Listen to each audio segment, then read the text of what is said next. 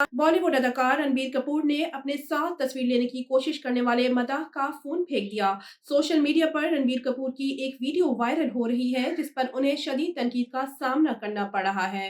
Video में रणबीर को on camera अपने एक मदाह का फोन फेंकते हुए देखा जा सकता है। वीडियो में देखा जा सकता है कि रणबीर कपूर का मदाह उनके साथ सेल्फी लेने की कोशिश करता है, ताहम वो तस्वीर लेने में नाकाम हो जाता है। जब वो दूसरी मर्तबा तस्वीर नहीं बना पाता तो रणबीर तैश में आकर उसका मोबाइल फोन फेंक देते हैं और उसे गुस्से में घूरते नजर आते हैं। रणबीर कपूर ने ऑन कैमरा मदा के साथ बदतमीजी की जिस पर उन्हें सोशल मीडिया पर ट्रोल किया जा रहा है।